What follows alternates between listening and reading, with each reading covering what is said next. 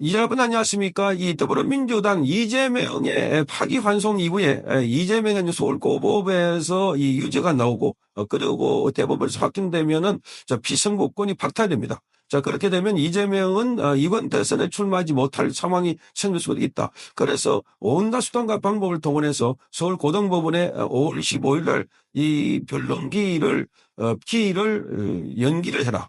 그러니까 대선 이후로 모든 이재명의 재판을 대선 이후로 해라, 돌리라 이렇게 요구하고 있고 그렇지 않으면은 법원의 이 대법관들을 다 탄핵하겠다. 이렇게 벼르고 있습니다. 탄핵하겠다. 이게 장난이 아니라 그야말로 급박하고 있는 이런 상황은 이재명이 자칫 이 당선 무효형이 선고되고 그렇게 되면 후보를 열 수 없기 때문입니다. 자, 여기에 대비해서 이 이재명 지지자들 사이에서 백업 지지자, 백업 후보론이 나오고 있습니다. 자, 그러니까 플랜 B를 대비해야 된다. 거기에 거론되고 있는 사람이 추미애, 정청래, 김민석 그리고 박찬대 이런 사람들이 거론되고 있다고 합니다. 그러니까 이 사람들을 더불어민주당에 두지 말고 무소속 탈당시켜가지고 무소속으로 있다가 이재명이 후보 박탈이 되면 그러면 무소속으로 출마할 수 있도록 해야 된다. 이런 이야기. 또 심지어 조국당에서는 출마를 하지 않으니까 후보를 내지 않으니까 탈당했다가 조국당으로 입당해서 조국당에서 출마하는 방식 등등해서 다양한 방법이 거론되고 있다고 합니다. 자, 이런 이야기가 나오고 있자 말도 안 되는 소리다라고 하면서 아래서는 경계 입당촉을 하고 있지만 이런 이야기가 지지자들의 사이트 등등에서 나온 걸로 봐서 지금 굉장히 불안하다 하는 것을 단적으로 잘 보여주는 대목이라고 보여집니다. 자, 클리안과 이재명의 팬카페인 재명인의 마을 등에는 백업 후보 관련 글들이 여럿이 올라와 있습니다. 자, 이 주장의 요지는 민주당의 후보는 오로지 이재명뿐이지만 최악의 상황에 대해서 대비를 해야 된다는 겁니다. 자, 이재명의 강한 신뢰와 지지를 받는 인물이 민주당을 탈당해서 무소속으로 대선 후보에 등록을 시켜놨다가 그리고 나중에 출마를 해야 된다. 이런 이야기들이 있다고 조선일보가 오늘 보도했습니다. 지지자들 사이에서는 구체적으로 추미애, 정청래, 김미석 그리고 박찬대 등의 이름이 백업 후보로 거론이 되고 있습니다. 모두 친명 지지자들의 강한 지지를 받는 인물들입니다. 자, 백업 후보를 무소속 대신에 조국당의 후보로 등록하면 된다는 말도 나왔습니다. 자, 조국당은 대선 후보를 내지 않기로 결정한 상태고 그래서 무소속 후보는 후보 기호가 한참 뒤로 밀리는데 원내 제3당인 조국당의 후보는 앞순서로 번호를 받을 수 있다는 겁니다. 자, 그래서 조국당으로 입당해서 그래서 출마하면은 순서가 앞에 나오기 때문에 그나마 좀 낫다 이런 이야기를 하고 있습니다. 자, 이렇게 백업 후보 이야기가 나오고 있는 것은 이재명이 오는 11일과 12일 대선 후보 등록한 뒤에 그래서 대선 후보 자격을 박탈할 상황에 대비하기 위해서입니다. 자, 이 이재명은 지난 1일 날 선거법 위반 사건에서 대법원 유죄 지지 파기환송 판결을 받았습니다. 서울고법으로 돌아간 이 사건에서 벌금 100만 원 이상이 확정이 되면 이재명은 피선거권이 박탈이 되고 그리고 대선에 나올 수가 없습니다. 후보 등록 기간이 지나면 새로 후보를 등록하는 것도 불가능합니다. 그래서 만약에 상황을 대비해서 백업 후보를 미리 마련해 둬야 한다. 대비해야 된다. 이런 이야기를 하고 있습니다. 자, 온라인에서뿐만 아니라 민주당 주변에서도 이런 이야기가 나오고 있습니다. 민주당 관계자는 지난 1일 선고 난 직후부터 정청래든 추미애든 무소속으로 빼놓아야 하는 것 아니냐. 이런 이야기가 나왔다면서 누구든지 최악의 상황에 대해서는 대비를 해놔야 된다 하는 논리라고 합니다. 그러나 이재명 측은 백업 후보 가능성을 강하게 부인하고 있습니다. 뭐 이재명은 이렇게 되면 자기가 끝나버리니까 이재명은 인생 자체가 종나버리니까 그래서 이재명은 강하게 단속을 하고 있는 걸로 보입니다.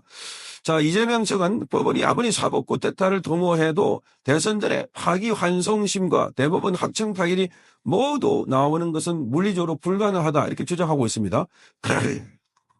자, 백업 후보는 말도 안 되는 분탕질이다.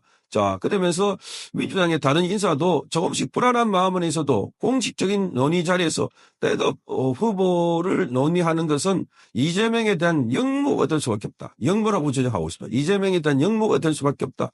누가 감히 그런 얘기를 할 수 있겠나 이렇게 말했습니다. 자, 유시민도 지난 5일날 인터넷 매체에 기고한 칼럼에서 이렇게 적었습니다. 이재명의 대가를 모셔가는 소위 플랜 B는 사법 쿠데타에 불복하는 것이다.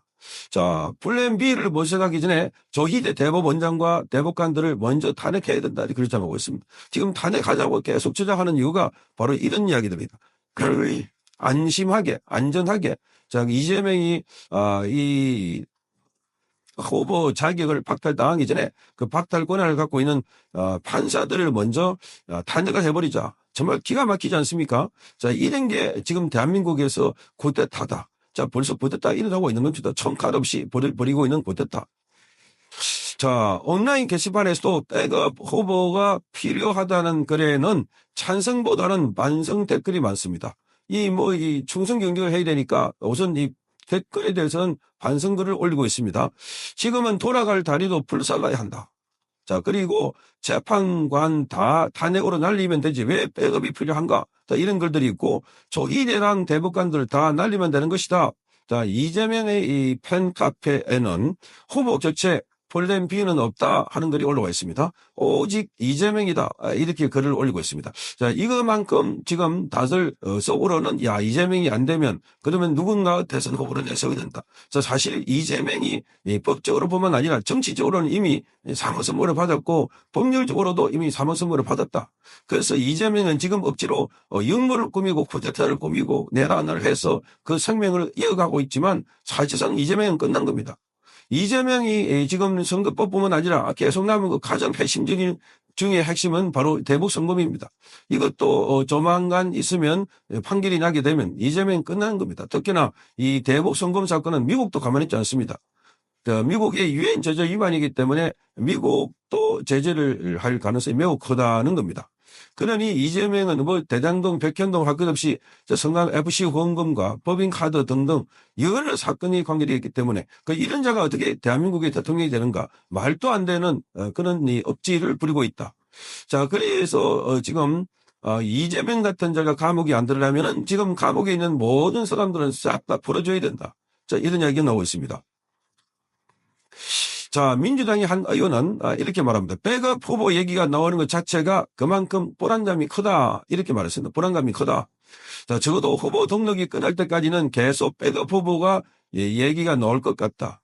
자, 그러니까 지금 여기 보면 이재명의 이 사법 리스크는 이제 현실화되어 있고 그건 은연중에 이렇게 백업 후보 또는 플랜 B 이런 식으로 나오고 있으니까 자, 구체적으로 이름까지 거론되는 걸 봐서는 자, 민주당 안에서도 말은 못하지만 겉으로는 드러내지는 못하지만 은연중에 준비를 하고 있는 것 같습니다. 손창경 TV였습니다.